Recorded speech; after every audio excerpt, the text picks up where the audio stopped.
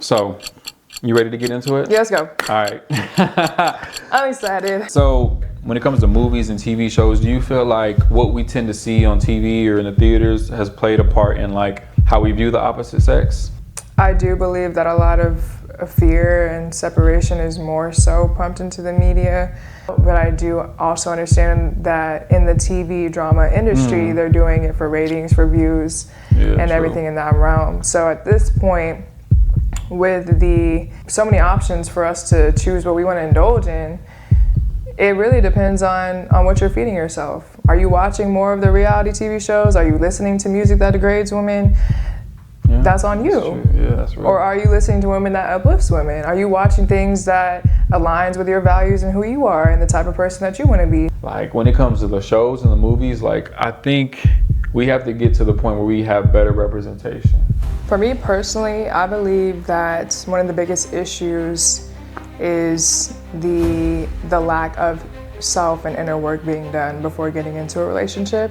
And even when in a relationship, I think that that's still a huge component, because at the end of the day, if you haven't looked at what your childhood wounds are, if you haven't looked at what type of attachment style that you have, what triggers you, if you're not aware of that within yourself, it's more likely than not that you're going to project that onto your partner. Value your decisions, because I feel like a lot of times if you have a lot of insecurities, say you do choose someone, whether it's self-sabotage because, oh, how could this person actually like me or love me or do all this, we'll start looking for problems or creating problems out of nowhere, and now you're sabotaging yourself because you ultimately don't feel deserving of love or happiness. Do you feel like in your early stages of dating, you tended to attract or be attracted to a certain type of guy compared to like now you kind of know yourself more, you know what's good for you, what isn't good for you? Those relationships are important to go through. And I speak this like as a woman, my toxic relationships were able to show me where certain wounds were that I personally need to work on. And my realization and growth within my own self-value and my own self-worth helped me to leave those relationships because I know that I deserve better than that. And by going through something that you don't want, you now can have a more clear vision of what you do want.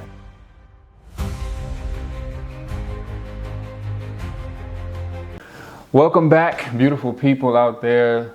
This is the True Mind Podcast. We are back, and if you haven't noticed, I have a different setup, a different layout once again, and I have an amazing guest next to me. I'm really excited about this episode today. This is the first session of a new series that I'm calling. You know, they say a lot of things about men and women in relationships. I think it's about time that we look at things in perspective, get an understanding. And the whole mission behind it is getting more of an understanding between men and women in today's society, whether it's relationships, marriages, dating, culture, family. I feel like it's really important for us to have more podcasts and more representation of men and women having healthy conversations where we actually find solutions to the issues that we're having, and we ultimately just understand each other more. Because when we understand each other more, we grow closer. And I'm all about family, so I'm really excited about what we're going to talk about today and where this podcast is eventually going to go. So without any further ado, I'm not going to talk her up. I'll let her introduce herself, my guest. Feel free, the floor is yours. Hello, everybody. My name is Sanaya Simpson. I'm the founder of The Vibrary, where our whole mission is to transform society through deeper connection and reflection. So I host community events, team building sessions, and it's all about getting back to what Curtis said. When we connect and reflect deeper within ourselves and can also do that with other people, true healing happens. Facts, big facts. It's all about connection. And that goes with, because you said you do the Vibrary. For those that don't know, could you tell us a little bit more about like what exactly that is? Yeah, for sure. So the Vibrary, I host free community events, and it's about bringing strangers into a space that is safe and around facilitated conversations about mental health, navigating life, because at the end of the day, as humans, we're all experiencing the same emotions. It's just coded in different life experiences. So I facilitate deeper conversations around maybe what season of life are you going through and what are you learning about yourself. And we break into small groups. It's just a safe space for people to be able to connect on a deeper level outside of what you do for work and more so of who you are as a person and how community, how that village can lift you up, being that we do go through similar issues. This is a local situation right now, Atlanta, or is this? So I plan on going on tour in 2025. Hey, you will go on tour in 2025. Yes, We're claiming that. Yes, I will be going on tour in 2025.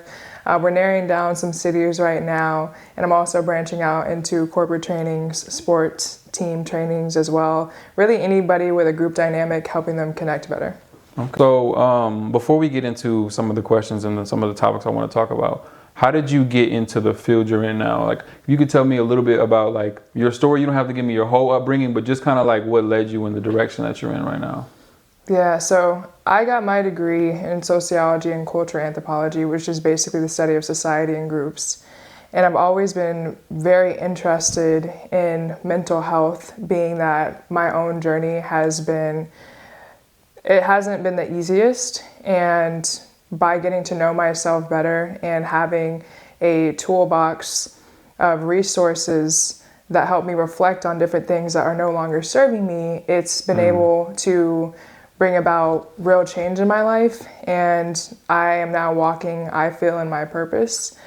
And so that is what really kind of got me started on studying mental health and spirituality for the last 6 years now. But a big component of me starting the Vibrary, I had took a nonprofit job where I traveled all around the country, speaking to strangers from every demographic that you could think of. And within that 6-month time span, I've spoken to hundreds of different people, and there was commonalities coming around with these conversations. One of them was, it's just really difficult to make friends as an adult. Another one was, I'm lacking community. I feel very lonely, depressed, anxious. Okay. And when I got to Atlanta and thought of a business that I would want to do, being able to cultivate a third space that is safe, that allowed adults to make friends easier, was a no-brainer for me. As a man, I will say it's definitely, once you graduate and get out of like school, depending on if you're an athlete or if you're not one, if you're just a civilian though working, besides your coworkers, it is like challenging. You don't really just meet people where it's like, now we're locked in. I'm blessed to be in a field where like I tend to connect with people that I work with or that are like have similar interests. But yeah, I just wanted to, that was my 2 cents on that. I will add this too, you just made me remember it. Another huge component to my journey as well that added to the Vibrary was I played basketball for 18 years, 2 full-ride scholarships, like collegiate athlete, all, the whole thing. And that was the only identity I knew. So when that was taken away from me, I blew out my knee my junior year, and then COVID hit senior year. When that was taken away so abruptly, I didn't have time to prepare for that transition. And I went from being this one identity my whole entire life, which is also what I attached my self-worth to. I had to dive into that deeper connection and reflection within myself because I was trying to figure out who I really was outside of external. So, you ready to get into it? Yeah, let's go. All right. I'm excited. Let's do this. So, this is something that I feel like is, it's kind of vague, but I feel like it's something that needs to be asked. So this is how I'm gonna start it off. Yeah. They say a lot of things about men and women in relationships. For me personally, I believe that one of the biggest issues is the lack of self and inner work being done before getting into a relationship. And even when in a relationship, I think that that's still a huge component because at the end of the day, if you haven't looked at what your childhood wounds are, if you haven't looked at what type of attachment style that you have, what triggers you, if you're not aware of that within yourself, it's more likely than not that you're going to project that onto your partner. So I think it's vital to be in either couples therapy, to have check-ins weekly or monthly, to get past the surface level and just be very intentional about communication. Because at the end of the day, you two people have two very different experiences, and those experiences paint your perceptions and how you look at things. So we could both be looking at this water bottle, and I could say, you know, this is how it looks. It's a blue cap. It's da-da-da. And you could be looking at the same thing and perceive it completely differently based on your experiences. Yeah. So I think the more that we can get real and authentic. And technically, we'd both be right, because say if you were to say, oh, this is what it looks like in this logo, if you turn it, that is what it says. But I'm looking from over here. From a different perspective. I'm seeing ingredients and warning labels and, you know what I mean? But it's the same, like you said, it's the same thing, bottle, just different perspective. So I think it just, this is a deeper connection and reflection, like I was saying, with yourself, and then also that vulnerability with your partner is, I think, crucial. So you feel like it's the inner, there's not enough inner work being done beforehand and during a relationship, you would say? Yeah, I would say that we're also not taught that, right? Yeah. I think especially with BIPOC communities, mental health hasn't been a huge topic spoken about. It's just now kind of coming to the surface. I know with me and my family, it was always, just go pray about it. There was never any real conversations on like, this is how to love yourself. This is how you should be, in a partnership. Those things just aren't taught. Yeah. And so I'm glad that these conversations are coming up more so we can realize that, okay, this triggers me, why? And get off the hamster wheel of, ooh, this triggers me, this irritates me, I don't know why, I don't care, I'm gonna just suppress it and keep going through the same patterns. But once you're able to get to the root of where that belief stems from and do that inner work to release that and form a new belief, you're able to attract healthier partnerships that actually align to your truth. And you're able to change it, like you said, if you can acknowledge it, then you can maybe heal it or fix it or work on it at least. You know what I mean? For sure. And not just expect the person you're with to read your mind and magically fix it for you, because I feel like when it comes to changing anything, unless it's like changing a tire of the car, like I can do that for we're both in the car, but I can do the mechanical work to make sure that we're rolling. But when it comes to internal things, it's like you can only do so much. You can be supportive and be the emotional support, but at some point in time, you got to go do that inner work. That's not easy to do. It's not, but it has to be done, Yeah. As long as you got somebody that's willing to work with you, I think that's a big thing. No one's perfect. No one's ever going to be perfect, but this is going to be so cliche.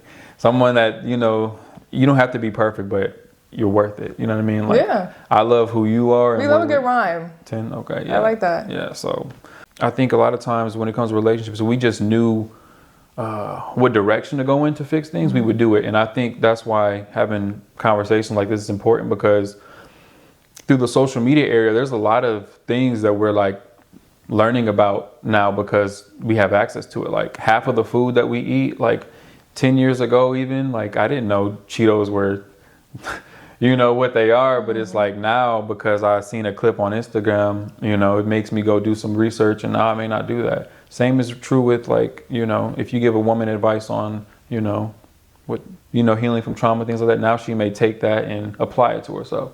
And now somebody's life has been changed over a 10, 15 second video. So that was a long answer. Moving on. A big solution, like you said, is self-love. This is more on a personal. Can I go deeper into that real quick? Self-love? Yeah. I think the two biggest misconceptions that we need to realize about self-love is the lie that it's outside of us and it's something that we have to earn, and that we are not already that. So we all came here as love. So there really is, to me, self-love isn't something like, oh, I don't have it, I need to get more of it. Like you already are love. And I say the proof of that is we all came here as infinite love, infinite worth, infinite possibilities. When you look at babies, they are the brightest light. They are filled with love. They are filled with light, filled with joy. Like that's who we all came here to be. But as we grow up, our environment, our experiences, our parents, our circumstances, these things start to shape and mold our mind, our belief system, and how to perceive ourselves, others, the world, and everything in that realm. So with self-love, it's you already are loved one, but you're in the process of coming out of who you were taught to be and more so into who you truly are and what that feels to express that uniqueness of. And I feel like it doesn't matter who you are. If you see a baby at a grocery store, your mood also like instantly goes up. You know what I mean? One thing I wanted to ask you, because I know I asked you about what you feel the biggest issue, one of the biggest issue is. To me, one of the biggest issues I feel is like the illusion of options. I feel like, and that goes for both sides, men and women. I feel like we're in this game where, have you seen the Pop the Balloon show on YouTube? Yeah. So that show specifically, like, kind of like, in a sense, it explains where I'm going with this through a video at point. I feel like with social media, a lot of times, I'm gonna just speak on women. I feel like women are getting validated from people that they don't know. They're getting, attention from men. They're getting likes. They're getting comments.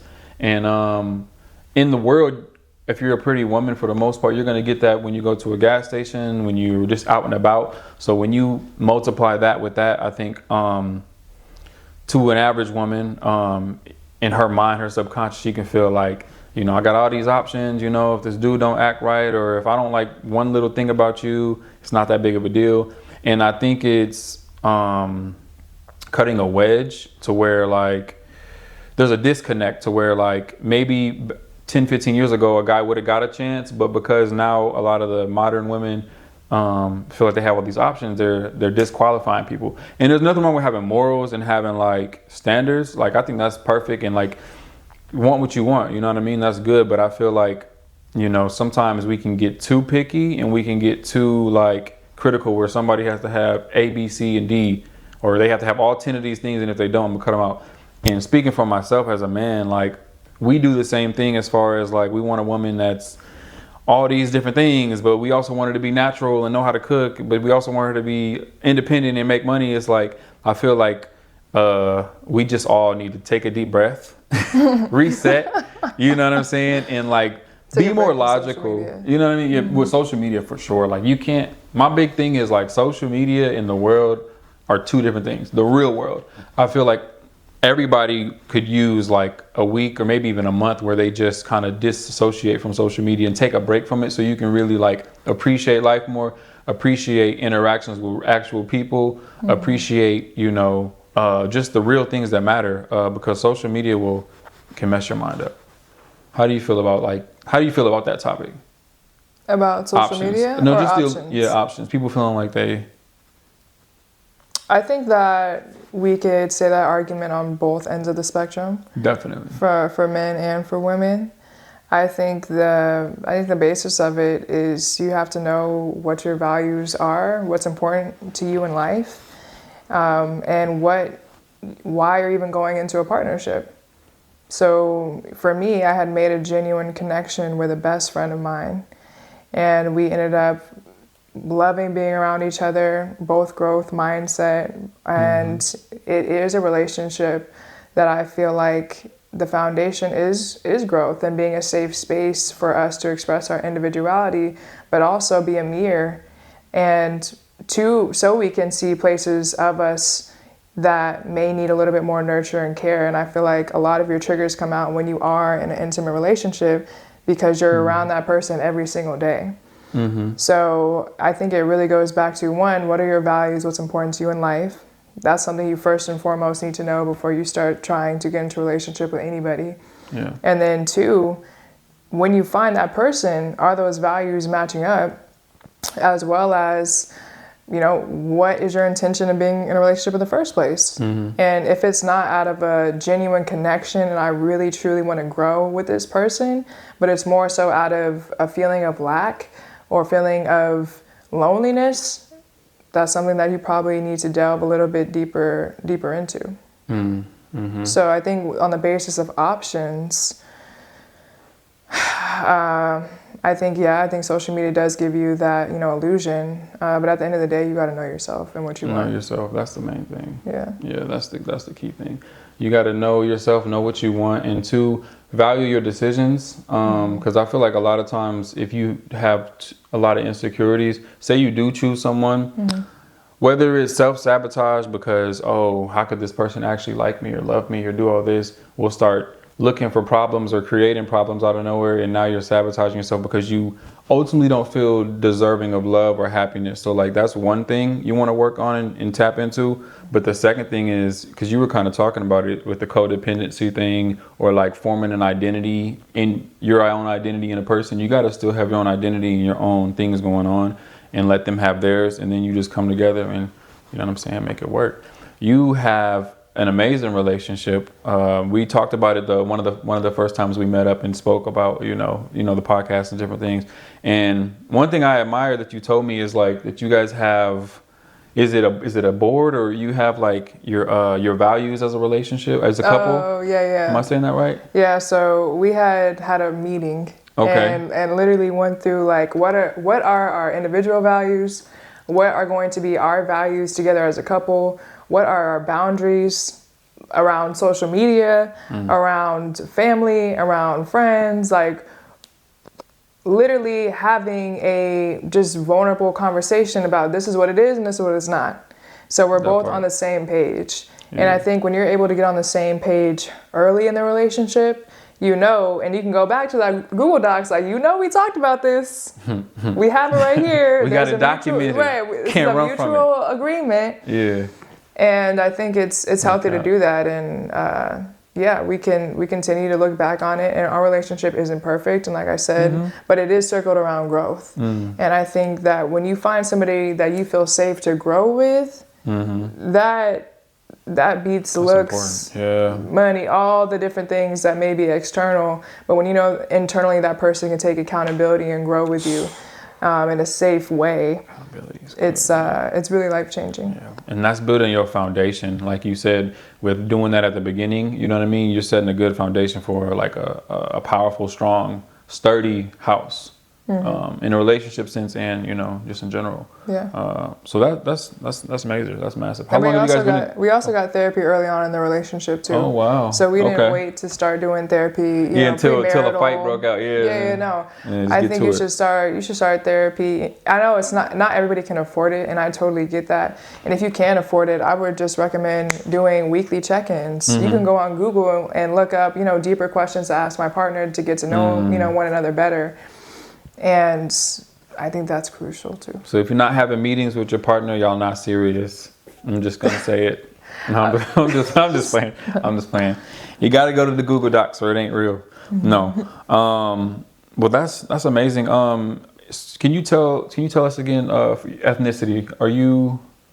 Could you remind me? Yeah. I'm a Samoan, Tongan, Fijian, Black, white. See, so I'm not crazy. I wouldn't remember. I'll remember next time. It's a lot to remember. Okay. How do you feel your cultural upbringing has played a part in like how you view relationships, or how you view men as a whole, if it played any part? I think it definitely played a part. I think that growing up having a single mom and seeing her very much so in her masculine, very hyper independent, caused me to initially go into relationships with a certain wall up, being that when I was a child, I was taught that I can't really trust men. So that's something that I internally had to work through and have been working through in my current relationship, is reprogramming those limiting beliefs that may have been put on me during childhood around what love was, what that looked like, and constantly realigning and noticing what's working for me and what's not. So being able to work through that trust wound and allow my partner to show up for me in a way that makes me feel held and loved and cared for has been very healing.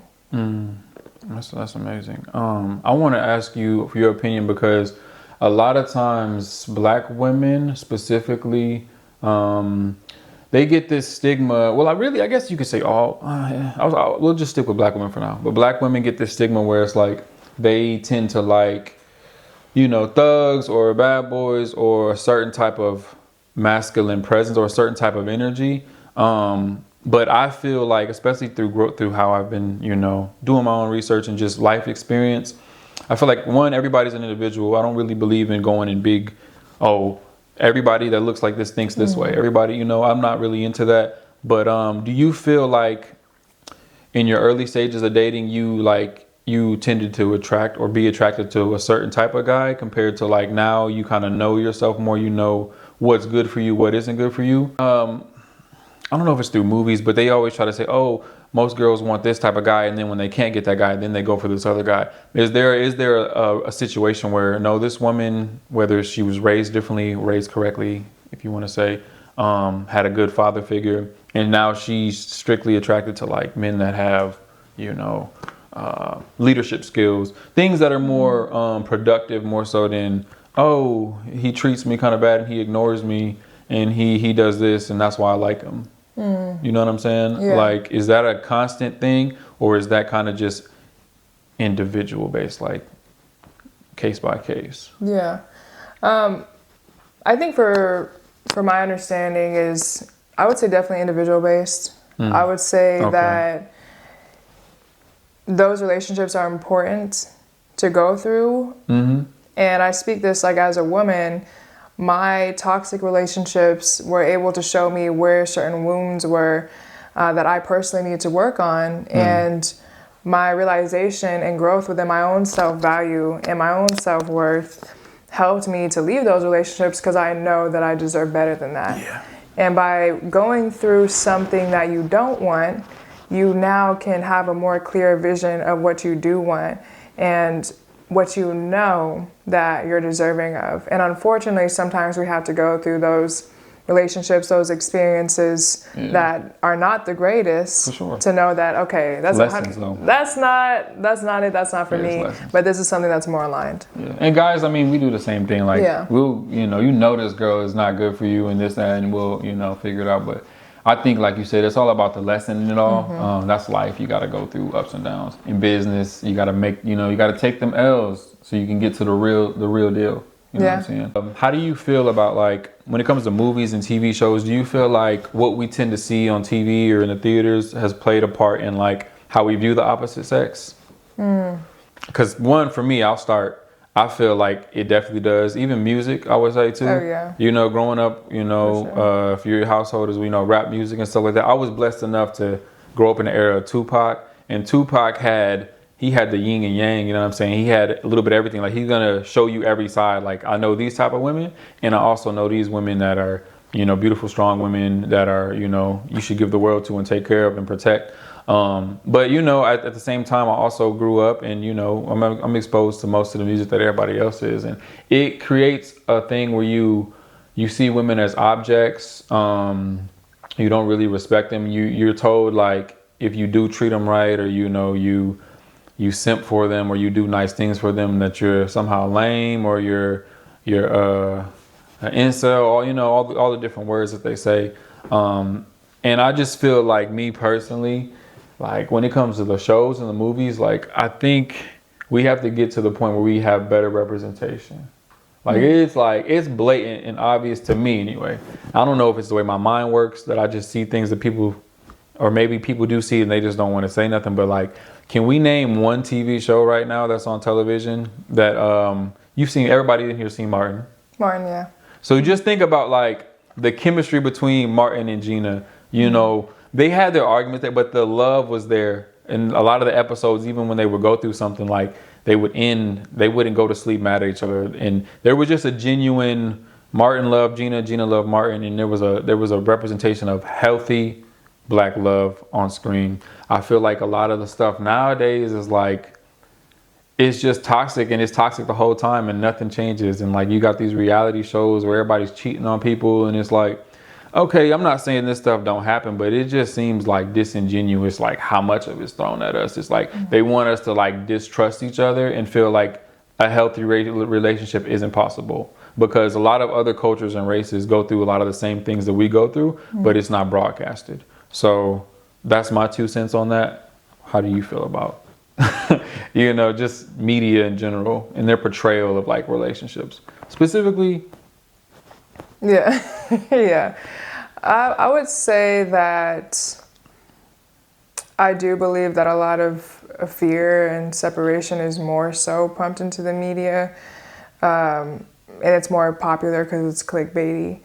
But I also think on that same tip, especially with the popularity and the increase in YouTube and social media, at this point of healthy people in relationships speaking about their experience, therapists on social media giving advice, us seeing healthy Black relationships on TikTok or YouTube or everything like that. And I'll give one example is like the Nice and Neat podcast. That's something that my boyfriend watches, and it's 4 Black men that speak about the importance of having healthy relationships, mental health, being vulnerable, and everything in that realm. So I think that the representation of the good of that has increased with the increase of technology and social media. I think that there is a space within in film and reality TV shows that could do a better job of going the more healthier route, but I do also understand that in the TV drama industry, they're doing it for ratings, for views,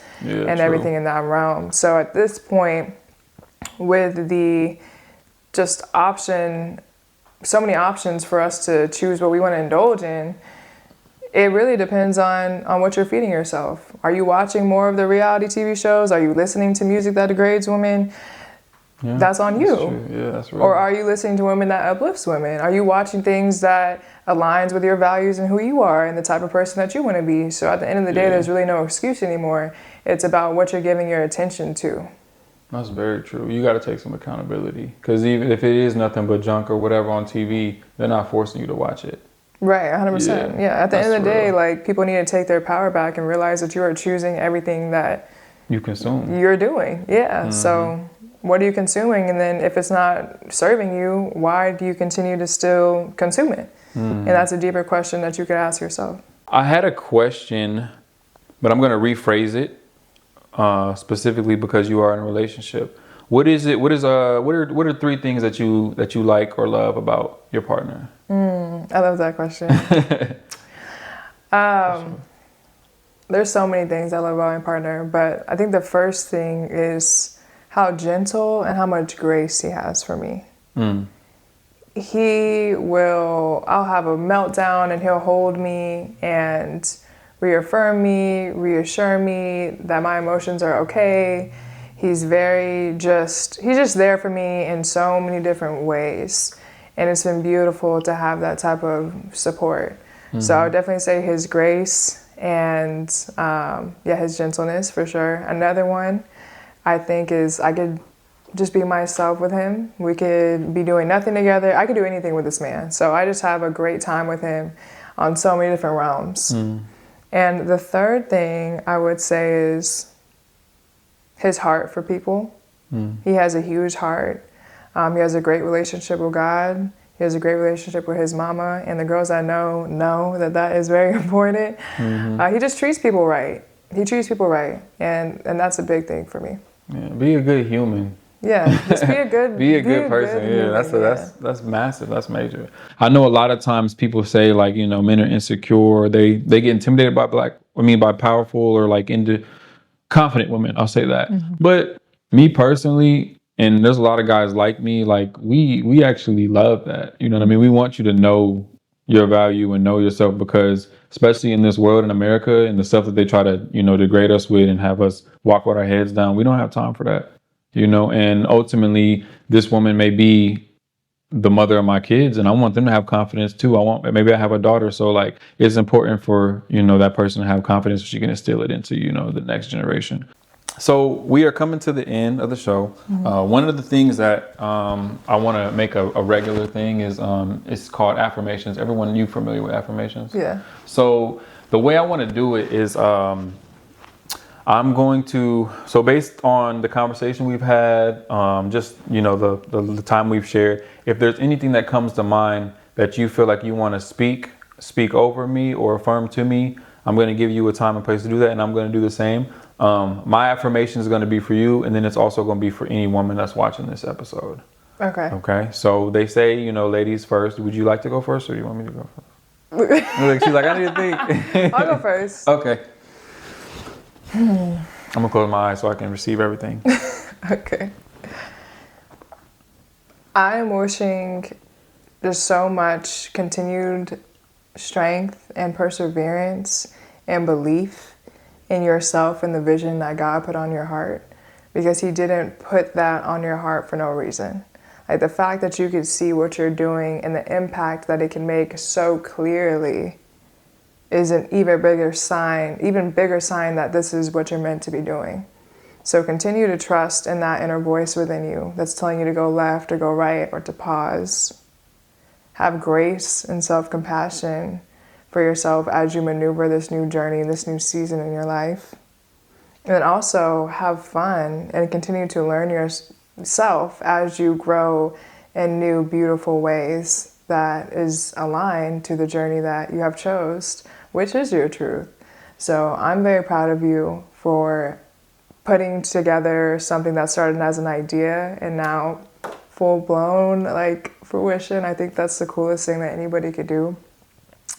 And yeah, just know that it's going to go amazing because nobody could do it like you. You are the only you. I appreciate that. Thank you. I'll receive that. And that's also to anybody else that's listening. If that resonates with you, receive that too, for sure. Yeah. Okay. So let me see.